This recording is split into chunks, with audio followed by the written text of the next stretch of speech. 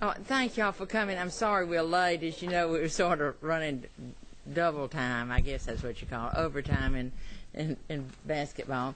I just want to thank all the members of the committee for the hard work y'all have done. And Chase, I appreciate everything you've done. And I know it's been a tough budget, and y'all have worked hard, and I appreciate it. And I know the people of Georgia appreciate it. Wait till they hear it. Drop of blood, right. Drop of blood.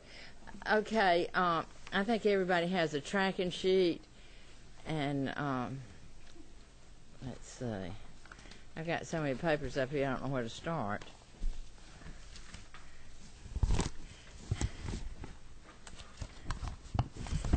First of all, there were no changes in labor, so we're not going to go over the governor's budget, over the budget for labor, since we decided with everything going on that the committee decided not to make any changes in labor. The first thing we're going to go over is behavioral health and developmental disabilities. If y'all can turn to that, 15 point, let's see, the first one is 15.2. If you can go to 15.2. Now come down to 15.2.8. We put in some waivers for children in foster care that are aging out of DFACS's care. $680,000 plus for 15 waivers. And those are for foster children. The next change in the budget is 15.7. We restored the money, the cut to the Marcus Institute. Many on the committee felt like that that was a good way to spend our money because we have so many children on the waiting list, and the earlier we can get kids, the biggest difference that we can make in their lives. And really it's the savings on the bottom end if we go in and spend this money at first while they're younger. And those are the only two changes in behavioral health. The next thing is Department of Human Services, 27.4 child care services. We increased the, wait, I'm sorry, go back to adoptions. I missed that. Okay, adoption services.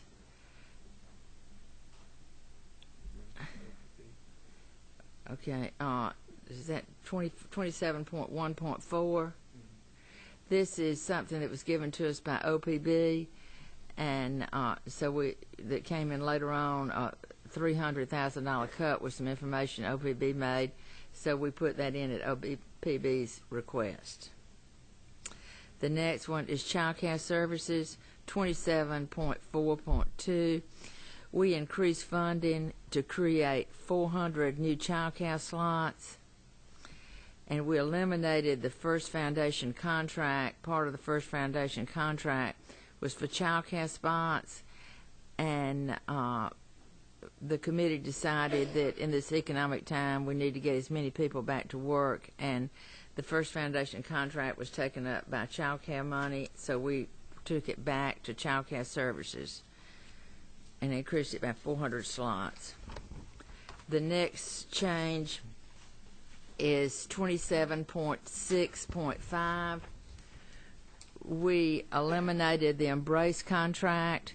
We found that another agency was also funding an Embrace contract, and it was being funded in two different places, so we eliminated the funding.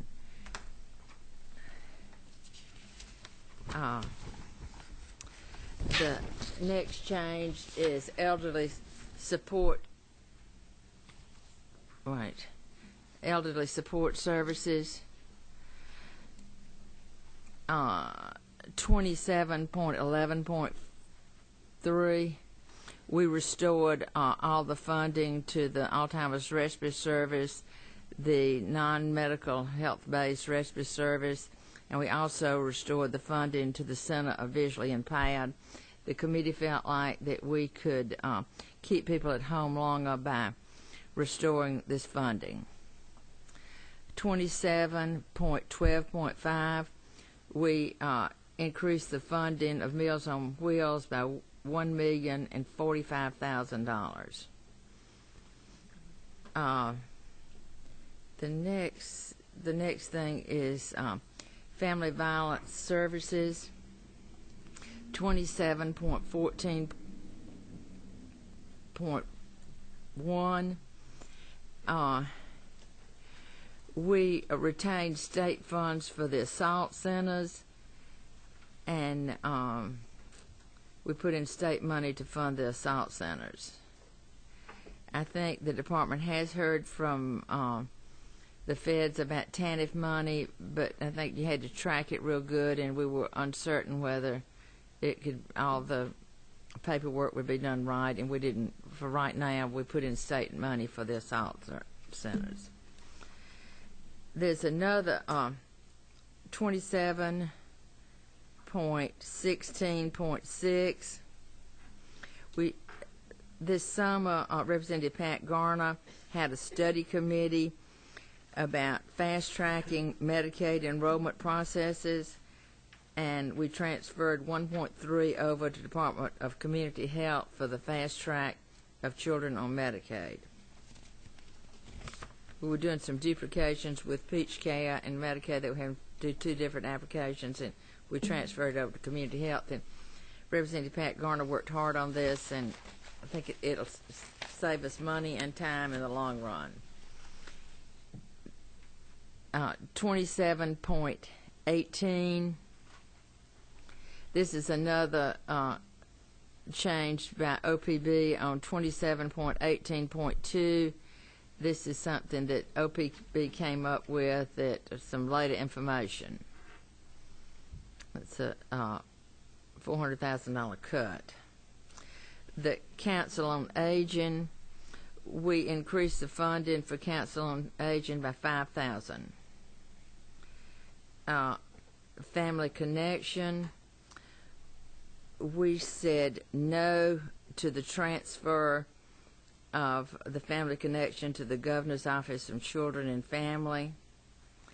We reduced the technical assistance. We did not restore the technical assistance, but we restored all other county contracts, the full amount. And we do hope that in the future that we can put down as much money into the counties as absolutely possible. We want more money put down to the counties and not in administration.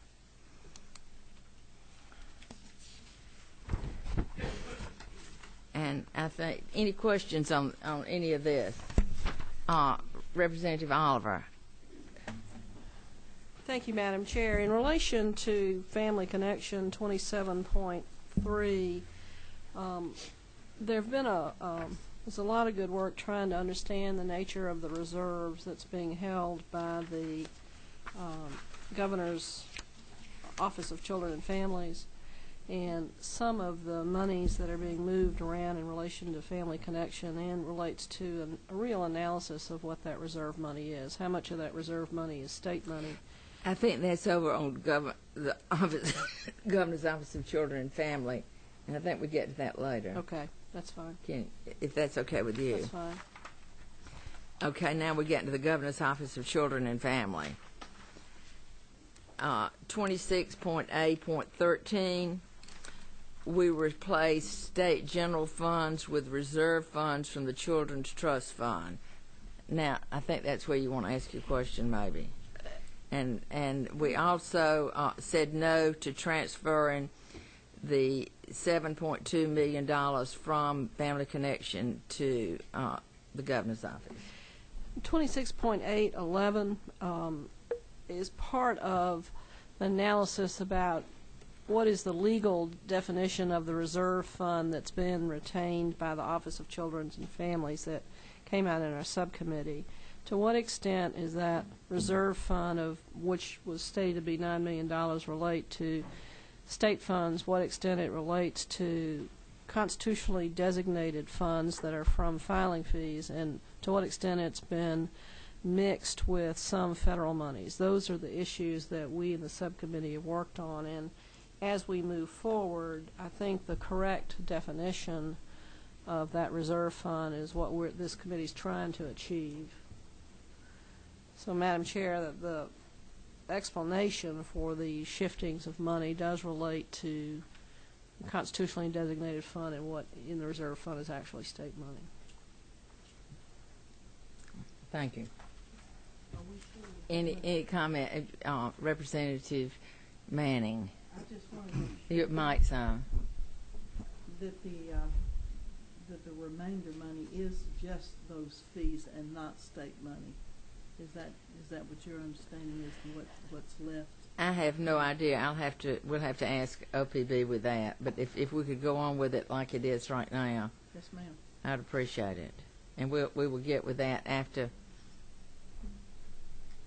the meeting. Yes, ma'am. Thank you.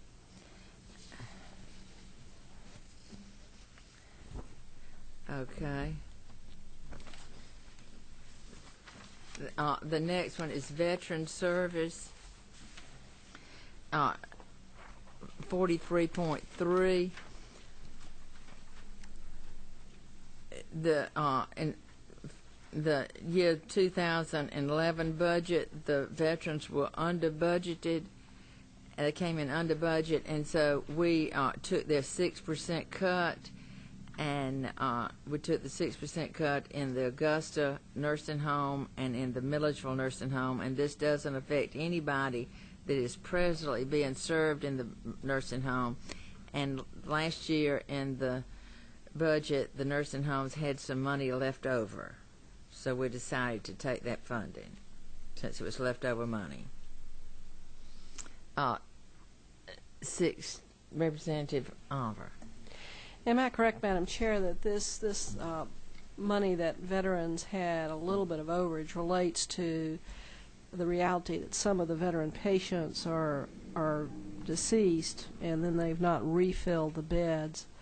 That's given rise to some of this money, but the cuts have only come from the nursing homes and not from the real operations. There's only a 2% cut in the real operations. Am I correct on that? From my understanding, you are correct. This doesn't have anything to do with the operations. It's for beds that weren't filled, that we're sorry that people died and that the beds did not get filled, and they had a lapse of money because of the vacant beds. And I'm interested in continuing the discussion about whether or not we should authorize veterans to accept payments on some kind of sliding scale fee from veterans in order to retain the aid and assistance money. And I'm working on that project, and I hope that will continue to be a discussion. Thank you. And I think they pointed out, and I appreciate the veterans pointing it out to us, that we are the only state that are not receiving the aids and attendance money. Thank you. Are there any other questions? Yes, please. On House Bill 78 as amended. We have a motion and a second. All in favor say aye. Aye. Aye. All opposed? Thank you, and thank you so much for coming.